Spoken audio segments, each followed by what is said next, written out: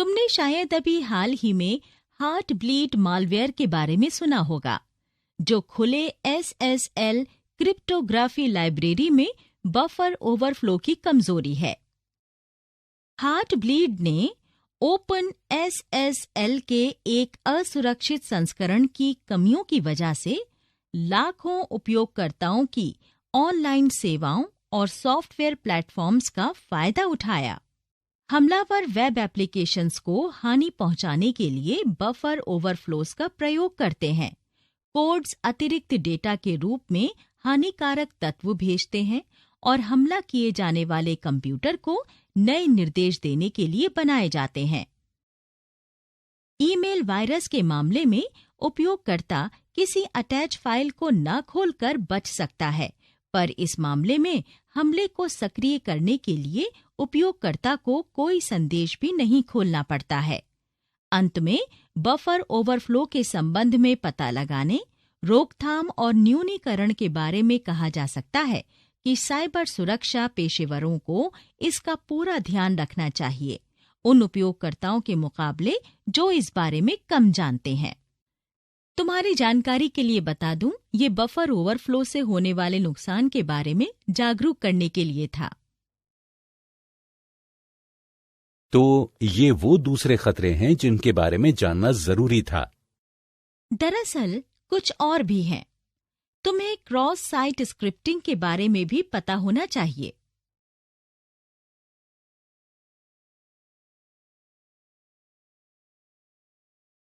Cross site scripting, ये क्या होता है Nandita ma'am? Cross site scripting से ही प्रोग्रामर्स अपना वेब पेज बनाते हैं। जावास्क्रिप्ट एक प्रोग्रामिंग भाषा है जिसे नेटस्केप ने विकसित किया था, जिससे प्रोग्रामर्स ज्यादा उपयोगी वेब पेजेस बना सकें। उपयोगिता के अलावा जावास्क्रिप्ट घुसपैठ में भी सफल था, क्योंकि विभिन्न वेबसाइट्स के 2 पेजेस को एक ब्राउज़र में अगल-बगल में रखा गया।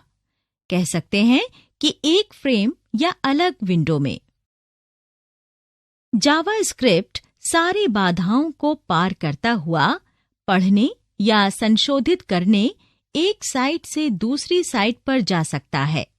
इसे ही क्रॉस साइट स्क्रिप्टिंग या संक्षेप में XSS कहा गया। हमले की गंभीरता के मुताबिक उपयोगकर्ता के खाते से छेड़छाड़ हो सकती है।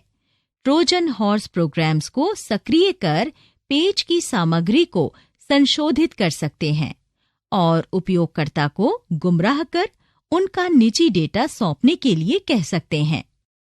अंत में सब कुकीज के जरिए एक अपराधी किसी उपयोगकर्ता की नकल कर लेता है और उसके निजी खातों का दुरुपयोग कर सकता है। क्रॉस साइट स्क्रिप्टिंग हमलों को 2 प्रकारों में बांटा जा सकता है, संग्रहीत और प्रतिबिंबित। संग्रहीत XSS, जिसे हठी XSS भी कहते हैं, इन दोनों में ज्यादा खतरनाक है। ऐसा तब होता है जब किसी दुर्भावनापूर्ण स्क्रिप्ट को कमजोर वेब एप्लीकेशन में सीधे डाल दिया जाता है। हालांकि इस समस्या को एक मूल की एक युक्ति से हल कर लिया गया, जिसने एक जगह के दस्तावेजों को दूसरी जगह के दस्तावेजों को पढ़ने या संशोधित करने से रोक दिया।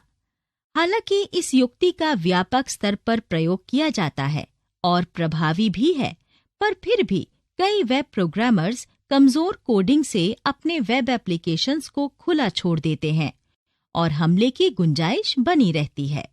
कई सामान्य कमजोरियों की तरह इनपुट सत्यापन त्रुटियां XSS की जननी हैं।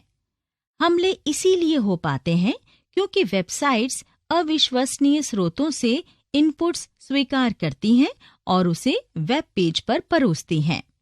एक हमलावर XSS से किसी मासूम उपयोगकर्ता को मैलिशियस स्क्रिप्ट भेज सकता है। उपयोगकर्ता के ब्राउज़र को ये पता नहीं चलेगा कि स्क्रिप्ट पर यकीन नहीं कर सकते और वो स्क्रिप्ट को एग्जीक्यूट कर देगा। ब्राउज़र को लगता है कि स्क्रिप्ट किसी विश्वसनीय स्रोत से आई है। मैलिशियस स्क्रिप्ट किसी भी कुकीज, सब टोकन्स या ब्राउजर पर मौजूद अन्य संवेदनशील जानकारी हासिल और उस साइट के साथ उपयोग कर सकता है। यहाँ तक कि ये स्क्रिप्ट्स HTML पेज की सामग्री में भी हेरफेर कर सकती हैं।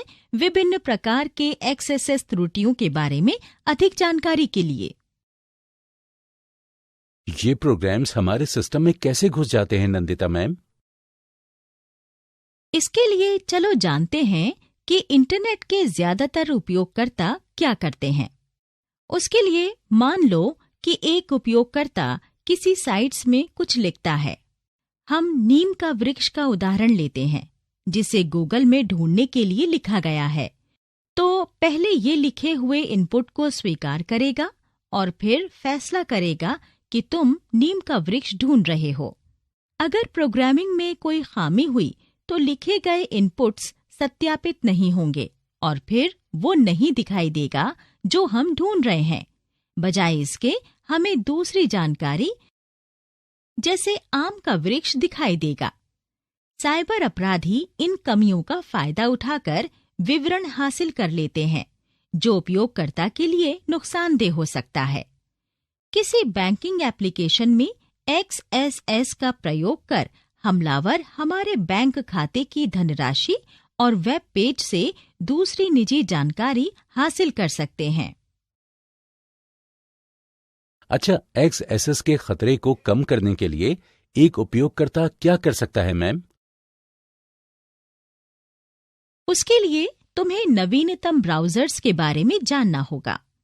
नवीनतम ब्राउजर्स जैसे इंटरनेट एक्सप्लोरर या संक्षेप में IE कहते हैं, उसमें XSS फिल्टर करने की तकनीक होती है, जो हमेशा XSS के हमलों को रोकती है। फायरफॉक्स प्रयोग करने वाले उपयोगकर्ता NoScript प्लगइन इंस्टॉल कर सकते हैं, जो XSS को रोकती है। NoScript उपयोगकर्ताओं को उन साइट्स को चुनने की आजादी देती है जिस पर उन्हें जावास्क्रिप्ट कोड चलाना है और दूसरी अविश्वसनीय साइट्स को खुद मना कर देती है। क्रोम में भी XSS हमलों से बचने की तकनीक शामिल है। तो नंदिता मैम, मतलब किसी प्रसिद्ध साइट का प्रयोग करते वक्त भी हमें सतर्क रहना चाहिए? बिल्कुल राजेश, ज्यादातर प्रसिद्ध साइट्स पर ही घुसपैठियों का खतरा अधिक होता है। अब तक हमने जो भी चर्चा की है, उसे जानने के लिए किसी चित्र पर क्लिक करें। अक्सर SQL बोले जाने वाले SQL का पूरा नाम स्ट्रक्चर्ड क्वेरी लैंग्वेज है। SQL डेटाबेस में एक्सेस कर उसमें छेड़छाड़ करने देता है। SQL को विकसित कर हर लोकप्रिय स्क्रिप्टिंग भाषा में जोड़ा गया था, पर ये एक कमजोरी बन गया क्योंकि इसने हमलावरों को SQL स्टेटमेंट में एक दुर्भावनापूर्ण एप्लीकेशन डालने की अनुमति दी। सिस्टम के स्टोरेज एरिया में हर कोड की एक निर्धारित क्षमता होती है और अगर कोई कोड उससे ज्यादा डेटा रखना चाहता है तो प्रोग्राम उससे बाहर निकल जाता है और मेमोरी के आसपास की जगहों पर खुद के लिए जगह बना लेता है। इस प्रक्रिया को ही बफर ओवरफ्लो कहते हैं। हार्टब्लीड मालवेयर खुले SSL क्रिप्टोग्राफी लाइब्रेरी में बफर ओवरफ्लो की कमजोरी है। हार्टब्लीड ने ओपन SSL के एक असुरक्षित संस्करण की कमियों की वजह से लाखों उपयोगकर्ताओं की ऑनलाइन सेवाओं और सॉफ्टवेयर प्लेटफॉर्म्स का फायदा उठाया। जावास्क्रिप्ट ने घुसपैठ की राह दिखाई क्योंकि विभिन्न वेबसाइट्स के 2 पेजेस को एक ब्राउजर में अगल बगल में रखा गया। ये कह सकते हैं कि एक फ्रेम या अलग विंडो में। जावास्क्रिप्ट सारी बाधाओं को पार करता हुआ पढ़ने या संशोधित करने एक साइट से दूसरी साइट पर जा सकता है। इसे ही क्रॉस साइट स्क्रिप्टिंग या संक्षेप में XSS कहा गया।